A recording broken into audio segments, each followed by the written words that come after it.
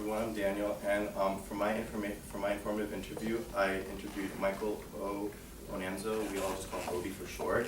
He is the assistant designer at US Polo Association. So the first question I asked him were what responsibilities he had, and I expected like a short list, and he pretty much walked me through the entire process of like the first smallest idea to the final product on the shelf. So what it starts off with is research development. This is when you go to stores, you go on your trend forecasting websites, you just look for trends, colors, things of that nature. You go to trade shows and you go into other stores to serve the market. So from that, you put your ideas together, which that involves creating mood boards. You put ideas on the mood boards, fabrics, and concepts. And then from that, you start designing. You design like a whole collection or a couple collections, and then you present them to the director of the company, and you get you submit all of them, and then you get the okay.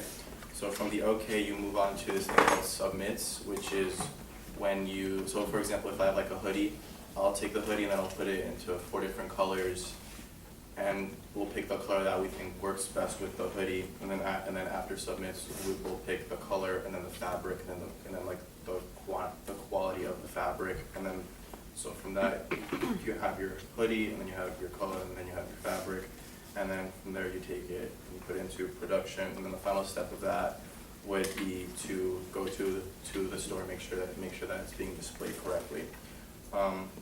Following question that I asked him was what like a typical day would be for him, and he said the first thing he does before he even takes off his jacket is he sits down and he looks at his emails, because he deals with a lot of factories in China, and because of the time difference, his 9 o'clock starting of his day is about their middle of the day.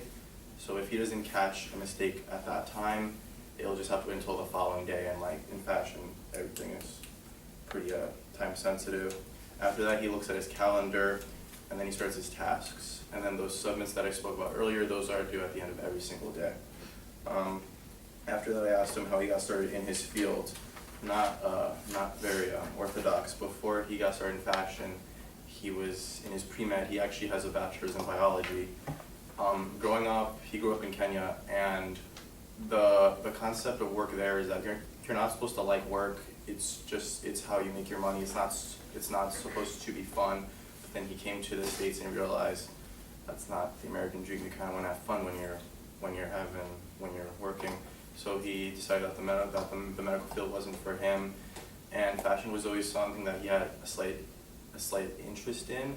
And he's been working retail his whole life with like fashion, with stores that sold fashion like Man, I think he said Barney's. So from that, he started doing styling, and then he put together a portfolio for FIT. He applied and he got in. When I asked him if there was anything that he could do differently, he simply responded with like, no.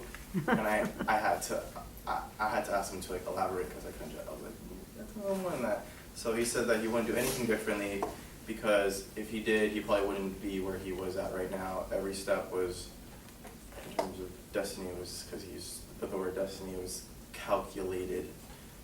I asked him about any drawbacks to his field. The first thing he said was lack of sleep, and I completely level with him on that one. His job might be a 9 to 5 job, but he has his own brand on the side, so he will go home and then jump right into his brand. And he was telling me about one night where he got home at like 6, and he started working on his website, and when he looked at the clock again, it was 5:30 in the morning, and he had no sleep that night. But in terms of people that are just starting in the industry, some drawbacks are that the pay isn't that good when you first start off. You have to work your way up the ladder in order to get a good amount of money for what you do. And then at the bigger brands, you're not always treated the way how you should be.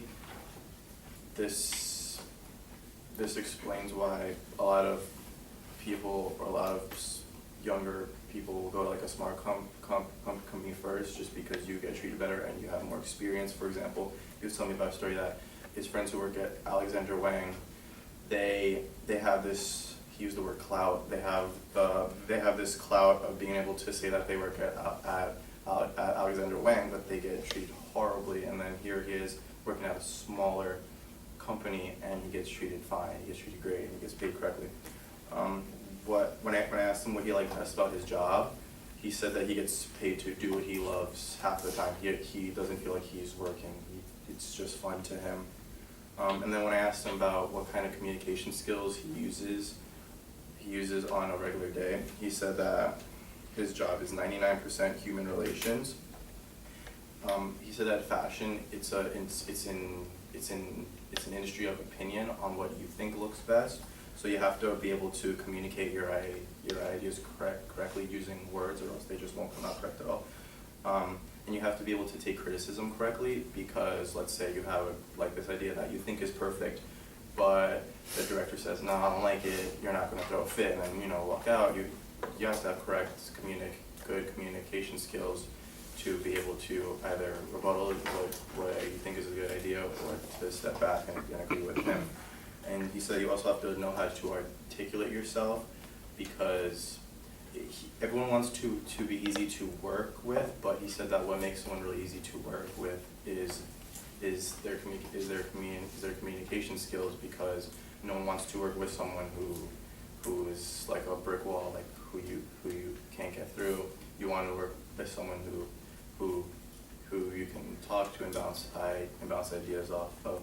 So overall, I thought it was a pretty good experience. I learned a lot. I chose not to ask him about a question regarding like advice on what he would give me, because the entire thing was just like one big advice session, and it was great. Thank you.